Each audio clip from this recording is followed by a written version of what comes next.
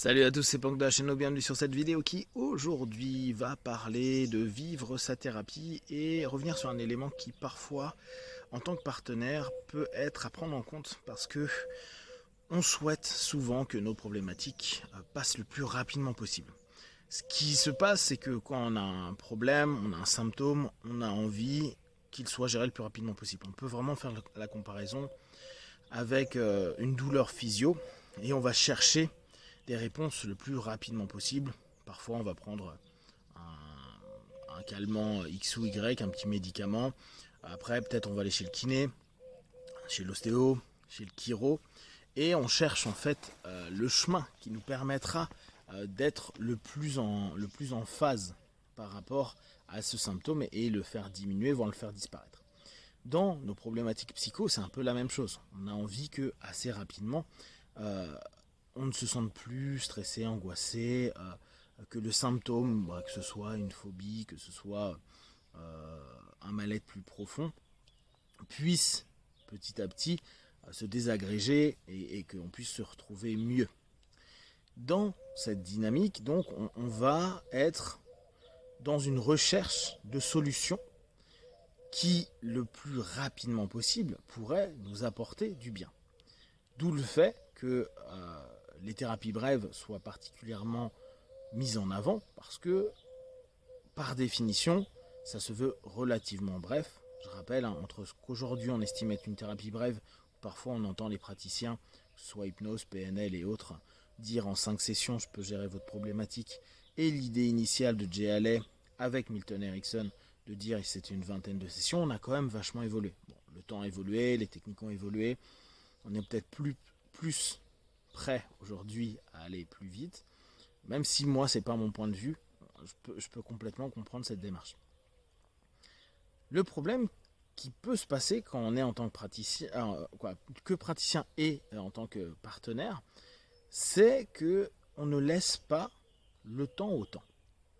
On a envie que tout aille vite. Alors, je pense que ces dernières décennies, l'accélération de tous nos systèmes de communication, de tous tous nos outils ont réellement permis une productivité et une vitesse accrue. Le problème, c'est qu'on a l'impression que notre psyché, elle aussi, elle va aussi vite. En plus, ce mythe est nourri pas mal par des discours qui disent ton trauma, il est venu en une seconde, donc il peut sortir en une seconde. Ce qui arrive sur certaines personnes, mais ce qui est quand même pas la majorité des partenaires qui vivent leurs problèmes. Et donc cette hyper vitesse peut devenir extrêmement contraignante parce que d'une part, ça peut nous donner l'impression qu'on n'avance pas, qu'on n'est pas bon, que notre praticien n'est pas bon, que notre pratique n'est pas bon, ce qu'on a décidé comme discipline ne nous aide pas, et ça nous fait avoir des comportements qui parfois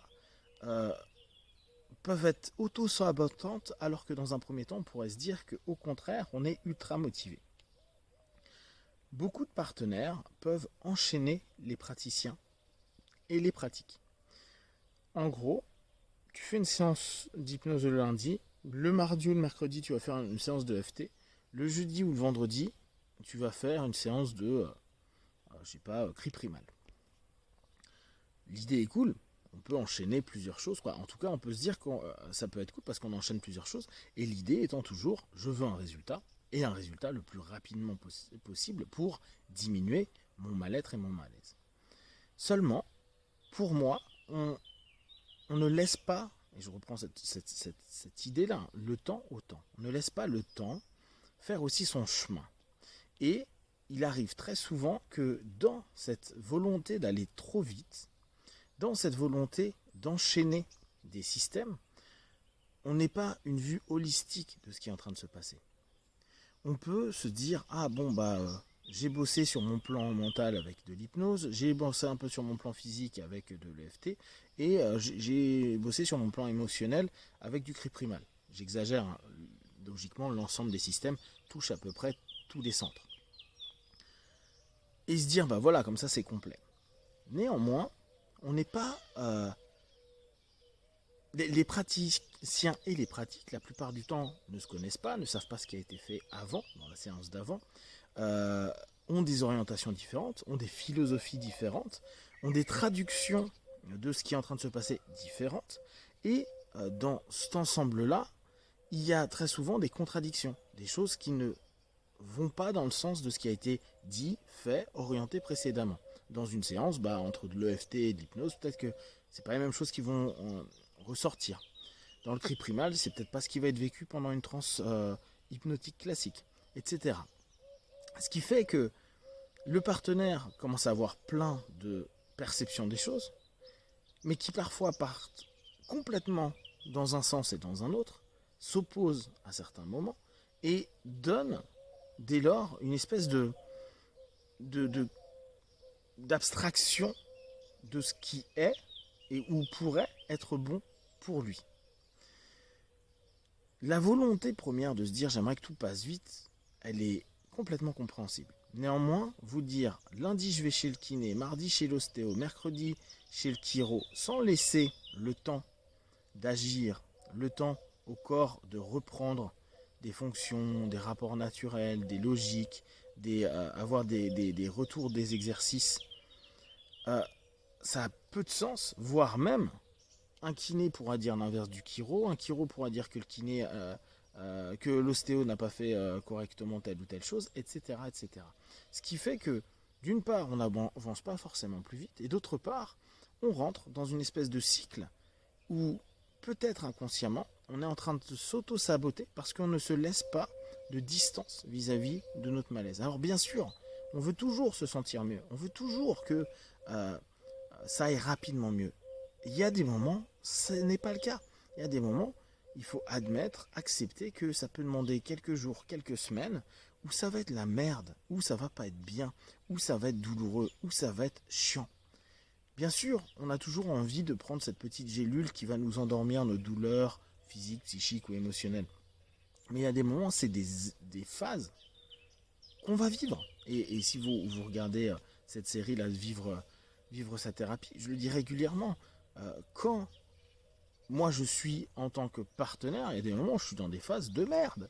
Et ça peut durer plusieurs semaines ou mois, même si je vais faire régulièrement le travail, même si je fais un auto-travail, etc. Parce que tout simplement, ça touche quelque chose qui est assez profond, qu'il va falloir faire ressurgir, qu'il va falloir peut-être observer, qu'il va falloir peut-être affronter, qu'il va peut-être falloir aussi accepter, ça dépend, il y a plein de cheminements. Mais si un praticien ou une pratique ne va pas dans le sens de, ou s'oppose constamment à ce qui a été fait ultérieurement et qu'on ne laisse pas peut-être aussi les stratégies des praticiens, n'oubliez pas, les praticiens c'est pas à usage unique, les pratiques ne sont pas à usage unique, après si vous accrochez pas, barrez-vous et très vite. Mais en général, il y a une espèce de stratégie, d'orientation, de direction. Il y a des choses qui émergent, et à la session 1, on va certainement les retraiter ou les revoir à la session 2 et faire des liens de 1 à 2. Et de 1 à 2, on va peut-être pouvoir faire émerger un 3 qui sera peut-être hyper apaisant pour l'ensemble, etc. etc. C'est pas à usage unique, c'est pas une dose. Je prends une dose de pratique, une dose de praticien et basta. C'est un ensemble dans lequel il faut aussi laisser le temps. Et beaucoup de personnes vont dire ouais, mais j'ai plus le temps, ça fait des années que je souffre, ça fait des années que je suis mal, etc. J'entends bien. Néanmoins, là encore, c'est ne pas trop s'axer sur cette dynamique de tout est magique et tout part d'un coup. Si ça le fait, tant mieux. La majeure partie du temps, pour vivre, moi, des thérapies et pour aider des personnes dans de l'accompagnement, ça fait quand même maintenant plusieurs, je commence à être sur une décennie et demie où je me rends quand même bien compte que la majeure partie des gens, ce n'est pas magique, ce n'est pas ultra rapide, et même s'il y a des mieux sur les symptômes ou même sur des choses annexes aux symptômes, ça bouge pas comme ça. Il faut parfois ce temps-là, il faut l'admettre, il faut peut-être dès le départ se le dire, bon admettons que je vais d'abord aller dans cette ligne-là. Si je vois que ça progresse pas du tout au bout de une semaine, 15 jours, ne revenez pas voir le praticien. Après, comme je vous dis, c'est pas usage unique, mais vous pouvez très bien le faire. Moi, c'est ma logique de base à dire, si tu vois pas qu'il y a d'avancée d'une séance à une autre, ne reviens pas. Change. Et là, dans ce cas-là, allez voir autre chose, mais observez ce que ça fait. Observez réellement, prenez un temps de recul. N'allez pas trop vite par rapport à l'attente que vous pouvez avoir. Et attention à l'illusion parfois de je vais très bien avec une séance et de m'attendre que la deuxième, troisième, quatrième, j'ai le même effet de mieux-être, alors qu'automatiquement on touche des choses qui sont certainement plus profondes, un peu moins symptomatiques et qui va faire émerger des choses qui automatiquement ne sont pas toujours hyper jouissives.